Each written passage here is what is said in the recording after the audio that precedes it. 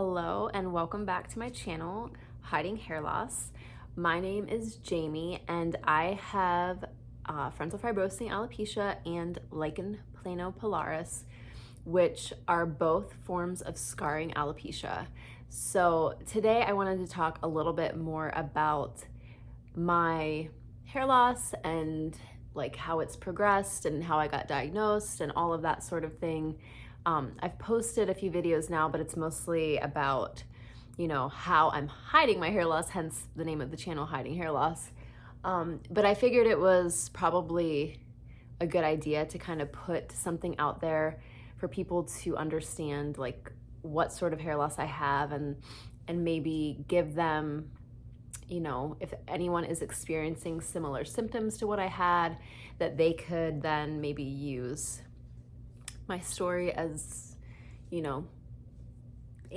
somehow get some answers by hearing my story. So I started experiencing hair loss in, I think it was May of 2021. So it's been now 4 years, which is crazy to me.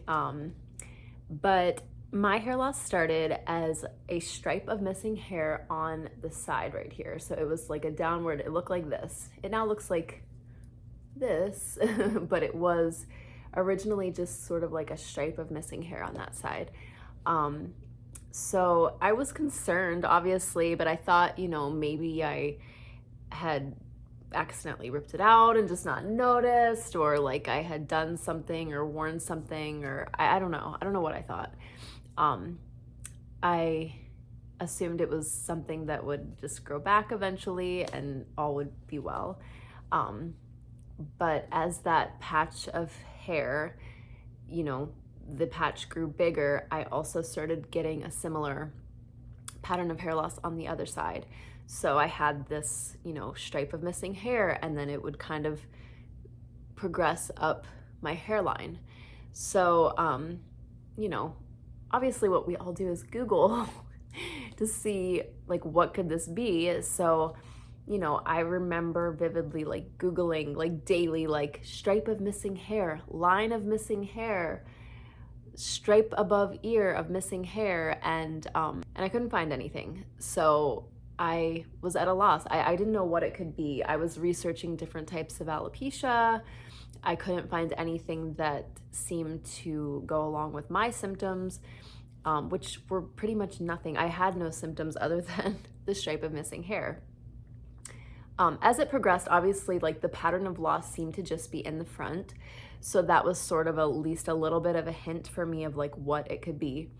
Or gave me more ideas of like something to Google. So, obviously you're Googling hair loss in the front, hair loss at the hairline, and I did see frontal fibrosing alopecia as one of the possible things. But what I also saw when I looked at frontal fibrosing alopecia were symptoms like redness, irritation, itchiness, scaling around the hair follicle. I was experiencing none of that. I literally would notice the hair was gone and it was gone, and I had nothing. There was nothing to indicate that it was going to fall out.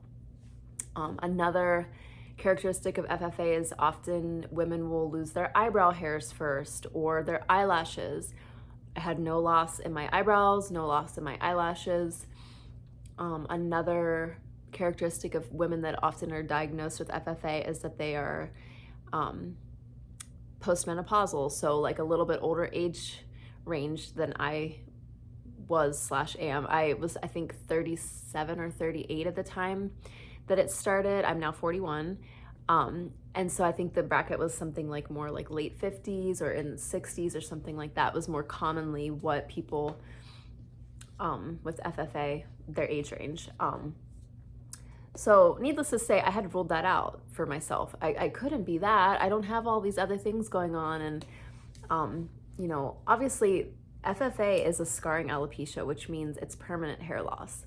So I did my best to stay positive, and I think I had really convinced myself like it couldn't be that. Like there's no way that this is, permanent loss. Like it's gonna grow back, I'll be fine. It's not FFA. So I had gone to a regular GP to hopefully get a referral to a dermatologist to talk about my loss. And the GP seemed to think it was just kind of like a stress-induced loss.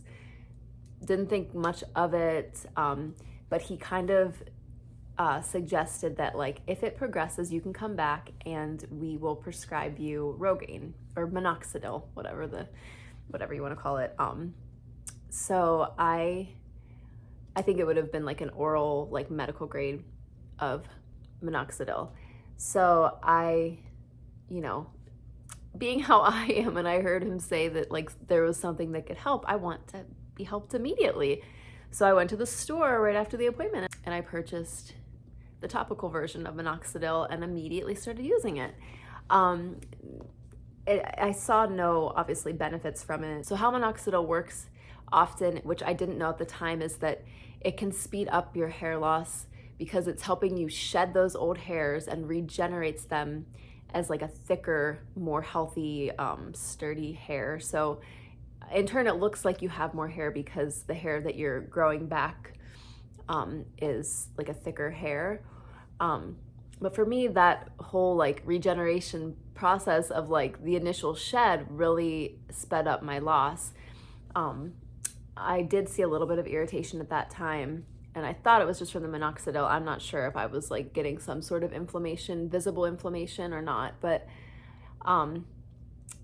needless to say, I stopped using the minoxidil about a month in because it just was not helping, and I was seeing that initial like extra shed and it was freaking me out.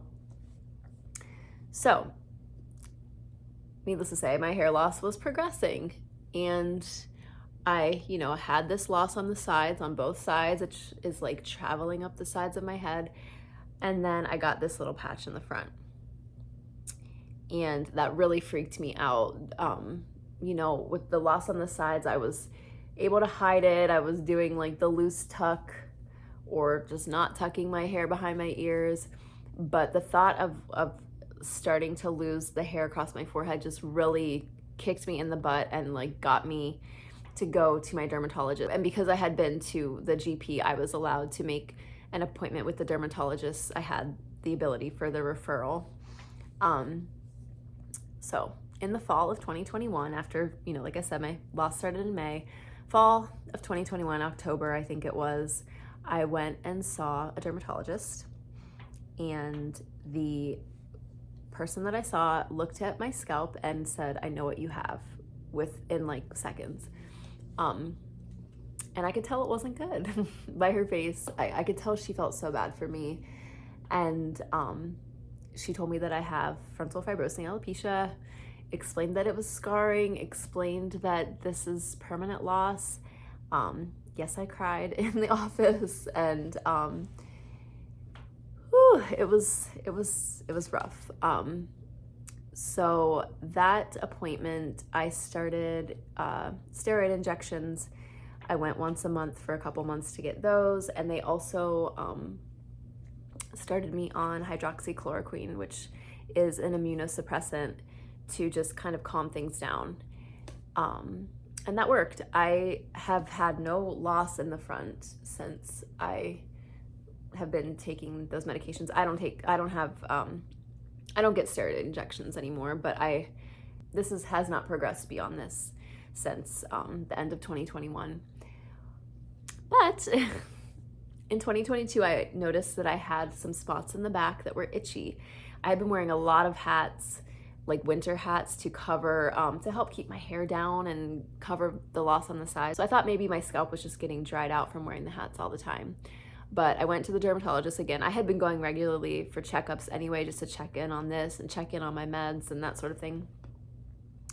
But at that point, they looked at my scalp in the back, and I had apparently developed another form of scarring alopecia, which is called Lichen Plano Pilaris, or LPP. And it's very common that people with FFA will develop this sort of hair loss as well. So they were not unsure of it at all. They diagnosed me with both of those forms of alopecia without any sort of biopsy.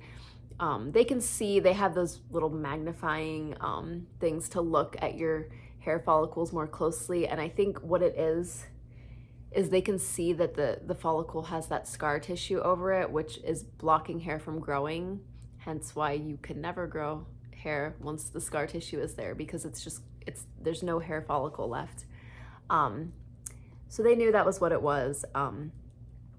And I think that time we did a round of prednisone, which is a steroid, and it helped that flare-up calm down, and I was good to go without significant loss. The following year, I seemed to have a pattern around the holidays. I would get super stressed out and have these flare-ups. The following year, I had another flare-up in 2023, and at that point, I lost a significant amount of hair. I have these patches at the top. I have patches across the back.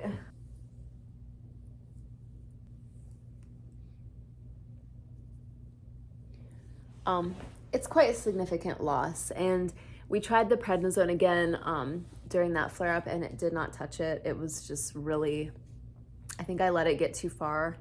That was very itchy. I will say the FFA, I didn't notice any itchiness and scaliness. The LPP, I was very itchy, and I felt like my scalp was dry. I could see flakiness and stuff. But that flare-up was really bad. I lost a lot of hair, and we ended up adding in Cellcept to my list of medications, which is just hydroxychloroquine and Cellcept. It's not crazy.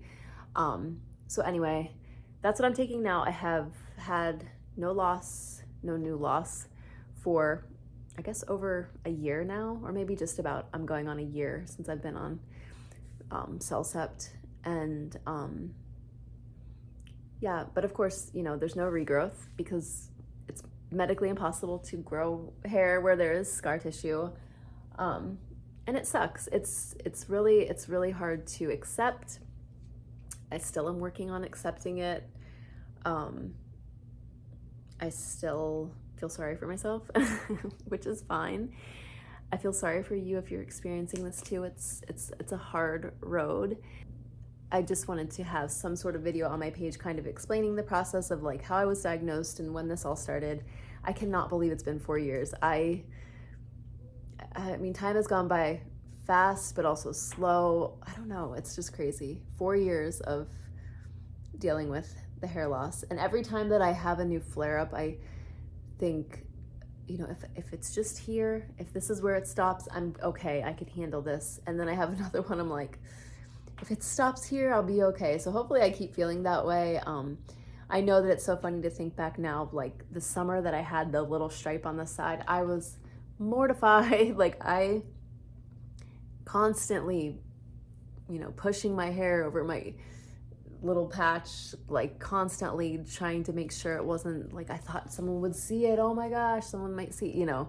It's so funny now because if I could go back and just have that and have gotten treated and had things under control, that would be incredible. I mean, hindsight's 2020 though, so I'm sure I'd still be like complaining about that if that was all I had now. But I just want to be transparent and kind of make sure I'm telling my full story, not just like looking like I'm so happy-go-lucky and I found these hair toppers and it looks so good. And you know, it's not always like that. I don't always feel like that. And you know, there is still the mental health side of things that I struggle with. There's still the medical side. I mean, I don't want to be on medication forever. I also don't want to lose any more hair. I hope this video is helpful in some sort of way. And I hope if you're watching this, you're doing okay.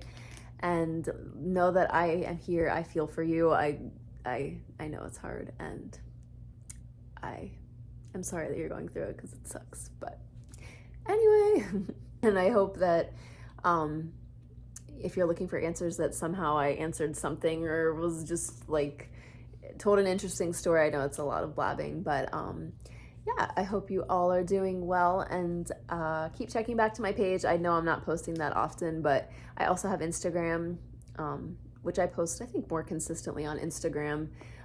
It's jamie.eileen, the same as my username here on YouTube.